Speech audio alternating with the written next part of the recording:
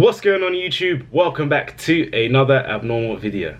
Now today I've got a very special video for you guys. I've been asked this question a lot. How do you create your own calisthenics workout program? What is the secret? Now I'm gonna try and break it down for you guys. There's no real secret, but there are ways to make your training more and more efficient. So stay tuned and I'll try and break it down for you nice and easily. Okay, let's start off with beginners. So you're new to calisthenics, you see all this fancy stuff on the bars, you're like, yeah, I want to do that, that's me, yeah, looks so cool, or the levers, the planches. I know, it's amazing to look at and you want to do it right now, but you have to do the basics first. What I mean by basics, you have to be good at push-ups, pull-ups, dips, and any kind of core work really. Those are the essential movements when it comes to calisthenics. So as a beginner, you want to be doing maybe circuits of those exercises, and trying to aim for around 5 to 12 reps. Anywhere in that rep range you want to work on. So you want to really get comfortable with those moves and set yourself a target of trying to do around 10 reps on each exercise. So 10 reps on push-ups, pull-ups, dips, and any core work. So if you can do that, 10 reps on all of those, then you're ready to move on to the next stage of programming. But first, set yourself like a little circuit routine. So maybe do, let's say, one pushing exercise, so push-ups, then straight after that do pull-ups or assisted pull-ups if you can't do pull-ups, so pull-ups with a band, or you could do Australian pull-ups, so it's a bit easier. And then maybe go on to a core exercise like an ab exercise, like let's say leg raises, and you just go back and forth with those, and you would do that for around 30 to 45 minutes. That would be your main workout, and if you could do that 2 to 3 times a week, eventually you will see over time that your reps will increase and you will get stronger. Again, another reason why it's essential to do the basics is because later on, when you're performing those harder movements such as the front levers, the back levers, the planches, the human flags, they take a lot of stress on your joints. So you've got to be able to use your joints efficiently, and they have to be strong enough to do those movements. So you need to be doing the basics to condition them, otherwise you're just going to injure yourself. So to sum up, as a beginner, you want to be doing full body workouts, kind of in like a circuit routine, 3 to 4 times a week until you hit those targets of 10 pull-ups, 10 push-ups, 10 dips, squats, and any form of core work really. Alright, so now you've mastered the basics. Let's say you're on stage 2 of your calisthenics training. Personally, how I train, I have a push day, a pull day, a legs day, and then a day in the gym where I do lift weights and I would hit a muscle group of my choice. So that's my preference. I train 4 times a week, push, pull, legs, and in the gym doing weights. Now with this routine, I find it suits my lifestyle the best because I work in a gym, so I'm always at the gym, so I'm basically there 24/7. So for me to train 4 times a week is quite achievable. For other people, I know it's not, so you have to be smart with your programming and you have to make sure that your training suits your lifestyle. So a typical workout for me, a weekly workout for me would be, let's say day 1, we're doing push. I would first practice all my skill movements, whether it's pull push, I would practice either front lever, back lever, planche, human flag, any kind of skill work really.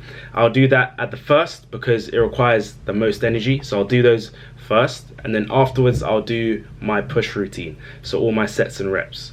So I'd always start off with skill work, then I'd move on to the sets and reps. I find this is the best way to progress with your skills, but also at the same time you're not neglecting your sets and reps, so you are still getting stronger and you're not just focusing on skill work such as handstands, planches, levers, etc.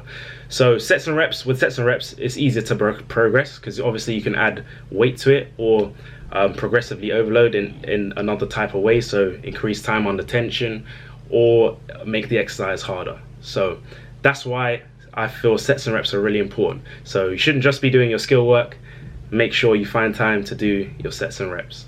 Alright, moving on to day 2, my pull day. I'll do the exact same thing, start off with my skill work, but I'll do pulling movements, so any front lever work, back lever work, anything of that kind, and then afterwards I'll do my sets and reps. Now with my sets of reps, an example of a few exercises would be weighted pull-ups. So I'll do 5x5s, 5 sets, 5 reps, and I'll take long rests in between because I'm trying to build strength. So yeah, I'll just load the belt with a lot of weight and then do 5 pull-ups, rest for around 3 minutes, and then I'll go again. And I just need to hit the numbers because we're trying to build strength here. That's an example of one exercise. The next exercise would be, let's just say, tuck front lever rows. So I'd go up in a tuck position and pull myself up. They're again a very challenging bodyweight exercise, works your core and your lats a lot, and I'll do around, let's say, 3 sets of 8 to 10 reps. And if I wanted to make it harder, I would wear ankle weights or add some kind of weight onto the exercise. Another exercise could be Australian pull-ups. So I would use either TRX or just a bar and just do Australian pull-ups, again, all the way up, all the way down, controlling the movement. If I wanted to make it harder, I would either increase the reps, increase the weight, or just do the movement more slowly, time under tension. So that's just an example of how I'll do my pull day. Okay, now we're on to legs. When I'm training legs, I'm always at the gym and I'm doing weighted exercises, because as a beginner, bodyweight exercises are great. They'll help you condition and strengthen your legs up. But if you do want to train for aesthetics reasons, so obviously you want bigger legs, then you have to lift weights or add weight to the exercises. So personally, I go to the gym, I do lift weights, and I'll do, let's say, barbell squats, sumo deadlifts, anything of that sort that's going to hit the legs. Most of my training for legs is done with heavy weight, so I'll do, again, 5x5s, 5 sets, 5 reps, and I'll take long rests in between. Every now and then I do switch it up, because obviously you want to shock the body, you don't want to get used to the same routine over and over again. So let's say over a period of every 4 weeks, every month, I'll switch up the routine and just do either higher rep ranges, so working in that 8 to 10, maybe even 12 plus rep range, and use obviously a bit of a lighter weight, and just continue like that. And every 6 weeks, whether it's pull, push, leg, or in the gym again, doing a muscle group of my choice, I always do a deload week. So literally I just either rest completely for a whole week, like I don't even touch the gym or at home training, nothing. I just rest completely, and then I go back, and I find usually I come back a lot stronger. So again, rest is a really important part of your training. Don't forget that. Last day of training, day 4, I'm in the gym and I'm hitting a muscle group of my choice. Now this is just my preference. I like to go to the gym, lift weights every now and then. It's purely for aesthetics, so obviously to look good in them jumpers and t-shirts. Because I find with calisthenics, you get really nice lats, big lats from it, from all the pulling movements, all the pull-ups, big shoulders again from all the push-ups, like all the planche work. That front part of your shoulder just pops out, I'm telling you now. But you just don't really get that chest development as much. That's just from my personal experience anyway, or that's me personally. For me, I felt I had a lagging chest, so that's why I go to the gym. I mainly work on my upper chest, and that's what I would do on my like 4th day of training.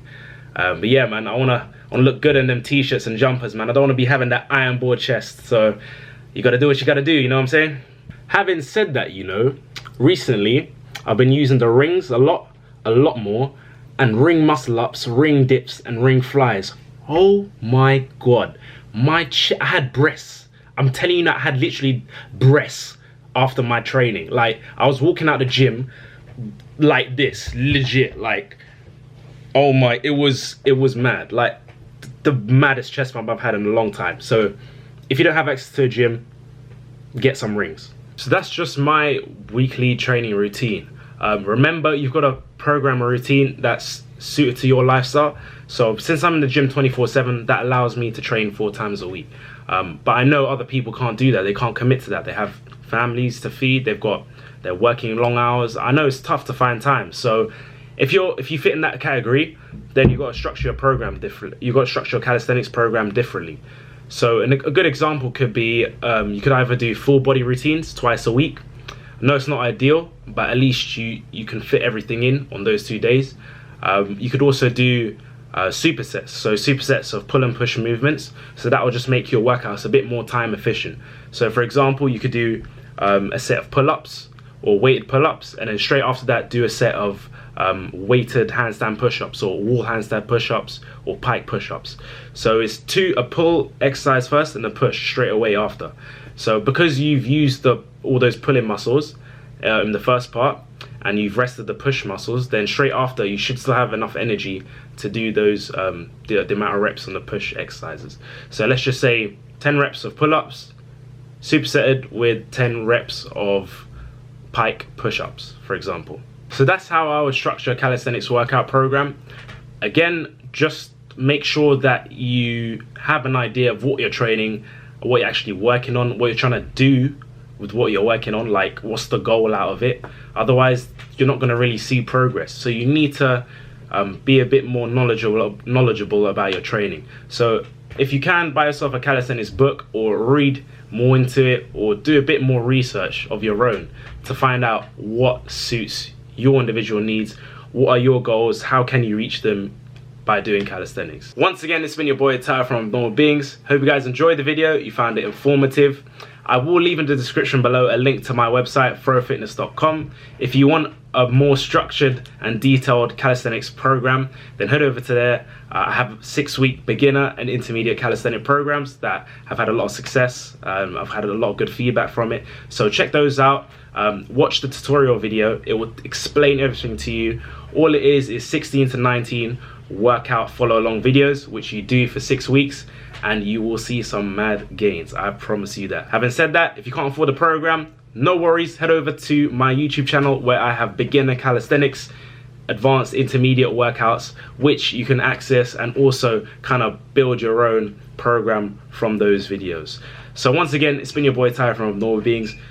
Hope you enjoyed the video. Comment, like, share, most importantly subscribe. Share this with your friends and tell me if you want any videos in the future just like this. Take care, and I'll catch you guys next week. Peace.